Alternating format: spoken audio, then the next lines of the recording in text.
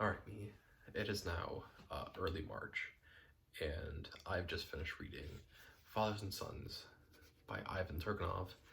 This translation was done by Barbara Makanowitzky.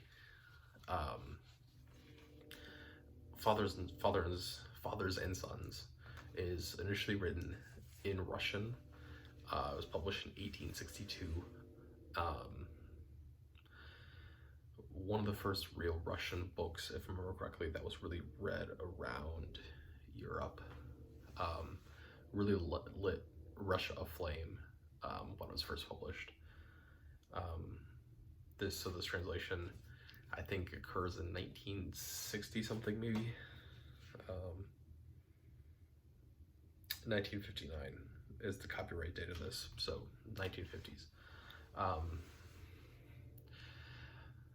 So if I remember correctly, my Russian history correctly, which I know very little about, this is set during the time period in which Russia is switching from a feudalist system into a tenant system, which eventually fails and then becomes communism. And really, I think the whole point of this novel is to really compare these two ideas about what it means to be old-fashioned and what it means to be in the current generation. And certainly I think that gets most explored through Barasanov, who is really kind of like this science first, philosophy, stoicism, very like he's a nihilist, right? It just is very kind of stoic, everything happens and nothing matters sort of deal. And it's a lot of comparison between how Barasanov is thinking comparatively towards really everyone else, because you have really the old guard, which are your older people, right? And they're split up between basically two households. There is Barasanov's parents, which we meet much later, who are, they're landowners, but they are very, very poor landowners. And then there is Nikolai and, oh, what's his name? I don't need the introduction, get that introduction out of here. You have Arkadiy's parent, father, and Arkadiy's uncle, who are really from the aristocracy. So you have two different versions of kind of the old version of things and the old way of living. And then you get Arkadiy, who is of the new generation, but is kind of somewhere in the middle there.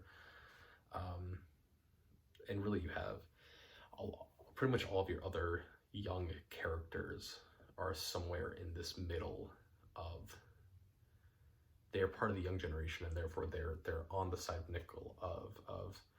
of Barasanov about, you know, creating new science first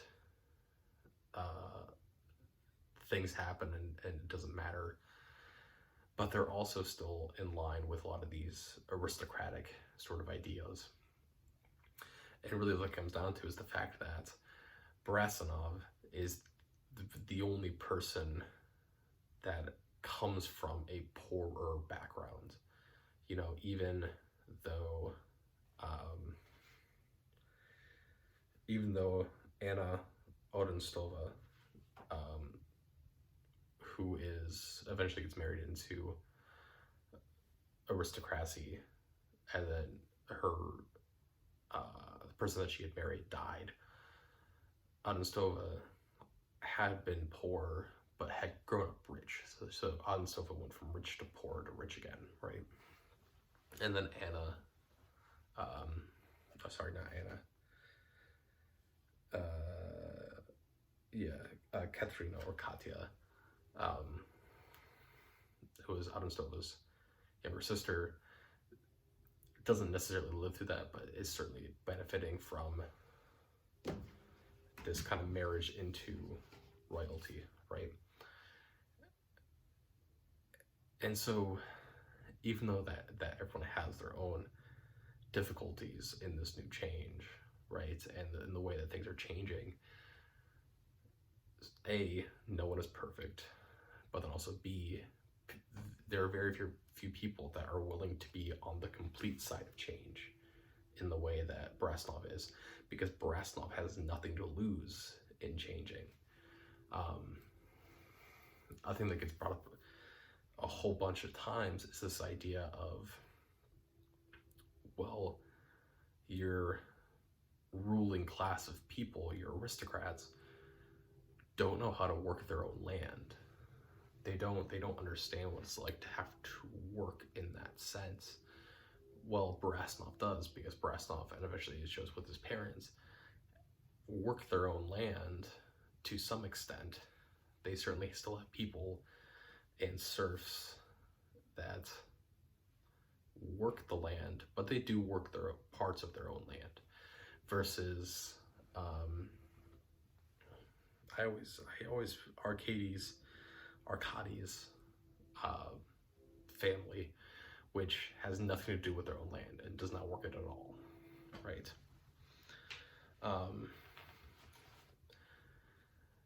So I think that was one of the major points of contention when this novel was first released, is this constant idea of where we're looking at the aristocracy and saying they don't have any inherent value because they can't even work their own land, they just own it, which is an entirely fair point and something that should be brought up. However, when we look at young people, specifically Brasnov, we see that he is just as bad, just in different ways. Brasnov is incredibly sexist. And he basically, the idea of what Brasnov feels is that women have no place in the world, because according to Brasnov, if a woman is attractive, she doesn't have to think, and if a woman is not attractive, then she can be a free thinker in the way that Brasnov is. So in Brasnov's mind, there's no woman worthy of attention because they're either attractive but not smart, or they're smart but not attractive.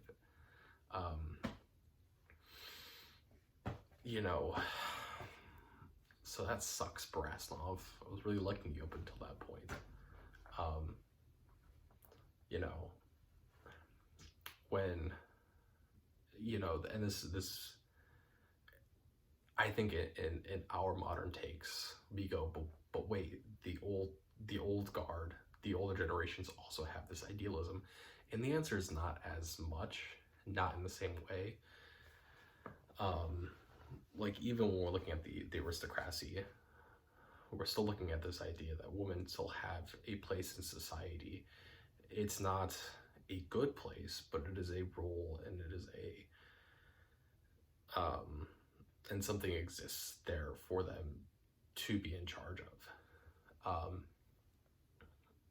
Whereas Brasnov's thinking is that all women are useless, which is not a good thing. Brasnov also has an incredibly inflated sense of ego, which is a thing I think that happens with really just younger generations in general. And you will see it with every single generation when they are young, and then when they get older, is that they believe that they are the most important generation, the most important because they're changing the way things work. Which, yes, every generation does that. So you shouldn't be comparing yourself to what every other generation did, and just because a different generation happens to have believed something else because they didn't have the resources or didn't have the technology, Doesn't mean that you should be angry at them because they believe that at the time. But, right, Brasnov has this really inflated sense of ego because he is the one that is doing a lot of this research, and he is going back to one of the far off corners of Russia in which this hasn't reached them yet. And so he's walking in like a king because he's the one that has all the new information. And this gets brought up again, actually earlier when Brasnov is talking about Katya, in which Brasnov effectively says, like, hey, yes, Odenstov is, or Anna is the more physically attractive one, but she already has her mind made up on things.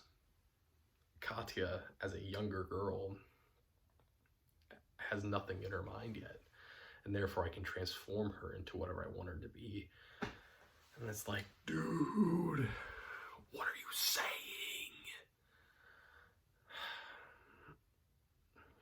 So that's Brasnov, right? And then this kind of youthful cockiness and youthful idealism ends up again showing up with Brasnov's death, in which Brasnov effectively just does something stupid because he's young and he feels invincible. It gets himself cut during a surgery, dies from the infection. It's a really beautiful written section, like all of chapter 26 and 27. Really, really beautifully written.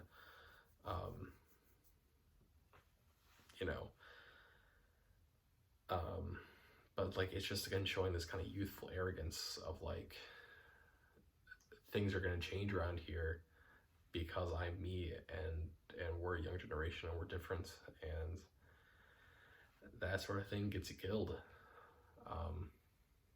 Yeah.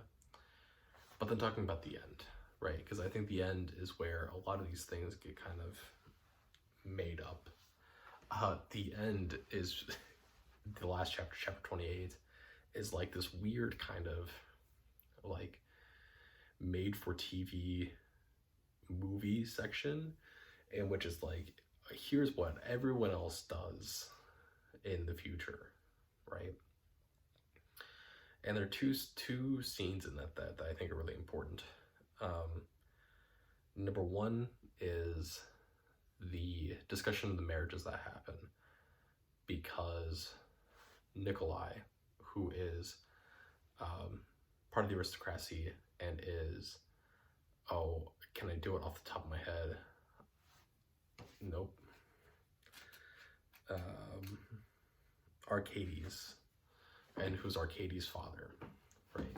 Nikolai gets married to Fenechka, I think is how you say that name. Yes, Fenechka. And Fenechka is a really young girl, 20, probably 23, 24 at the time. So like Nikolai is like double her age. But Nikolai had gotten Fenechka pregnant at some point while Arcady,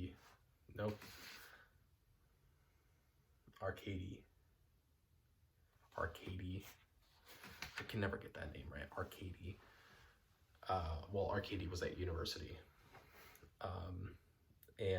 but had never married her, and so Nikolai let Fenechka live in the house because Fenechka is effectively just a village girl, right?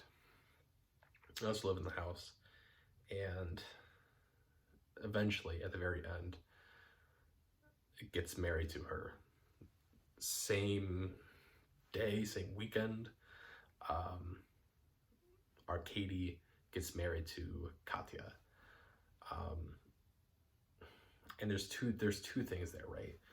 We have Fenechka, who is going from being a village girl and being a single mother to suddenly being elevated to aristocracy. Not a really high aristocracy, but still aristocracy. At the same time, we have Katya, who is part of the royal lineage. Her aunt, I think, not her aunt, her grandmother maybe, I don't know, is part of the royal lineage, is a princess. And Katya gets married to the aristocracy, right? So we have Katya getting married to the aristocracy, and then we have Fineshka getting married to the aristocracy. And yet everyone is happier. And I think that really kind of sets the stage for what eventually becomes the revolution, in which sowing these seeds of ideas, in which it is not a bringing down of everyone's level to here. It is a matching of levels. That is the idealist form of what they're looking at, right? And what's Marxist ideals are looking at, right? It's not forcing the aristocracy to come down to here. It is the aristocracy coming, or I'm sorry, the royal lineage and all of that junk coming down to here, which then allows the village people to come up to here, right?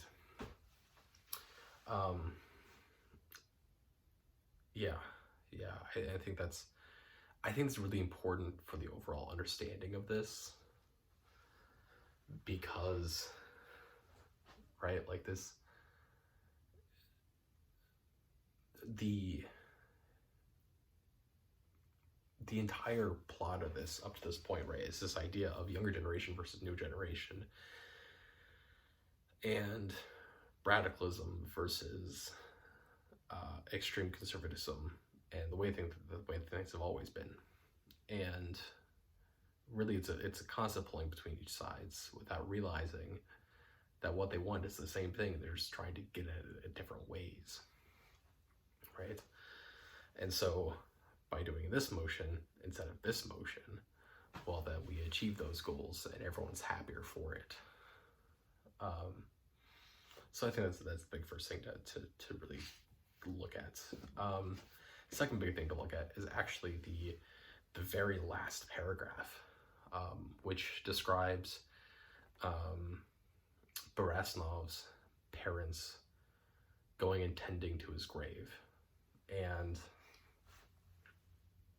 what's really set up is, well, I should say first, our narrator of this story is like this kind of omniscient third person, but isn't like a god type character. It's like a person that is writing about this.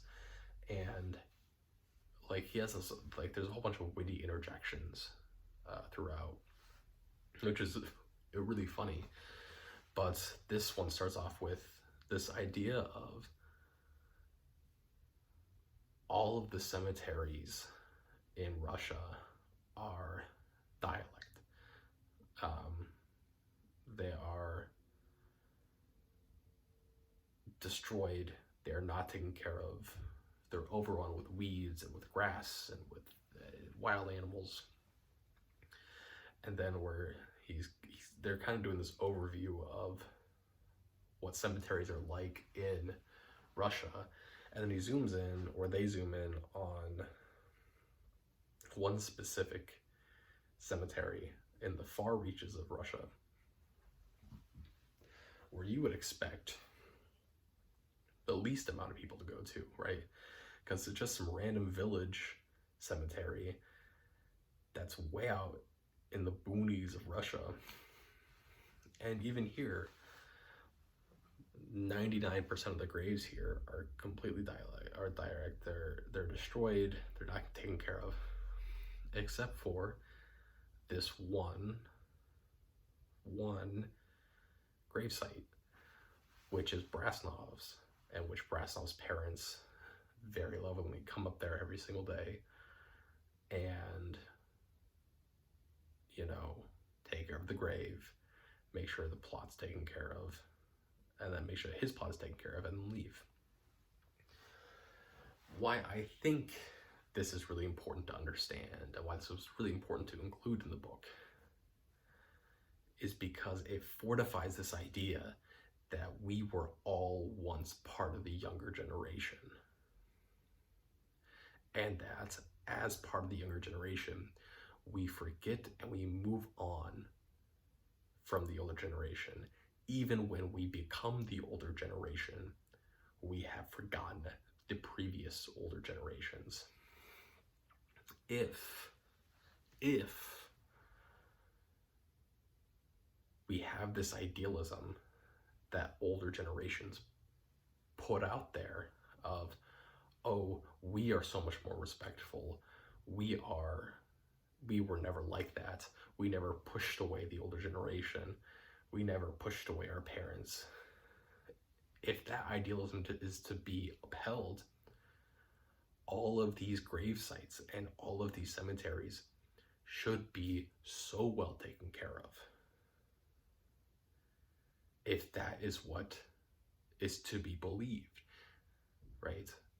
If an older generation actually completely took care of the generations before them, then these grave sites would be well maintained. But they're not. They're all destroyed. Every generation at some point is the young generation. Every generation at some point is the Barasanov, right? And every generation upsets the older generations in some way.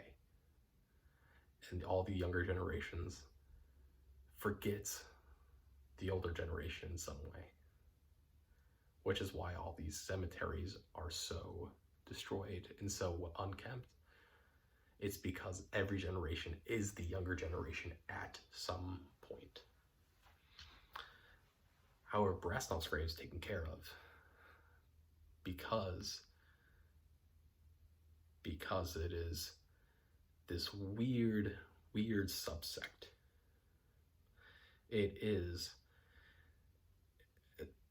Brasnov's parents, who are specifically his father, who is part of the old generation, but is trying to adopt the values and the ways of the new generation.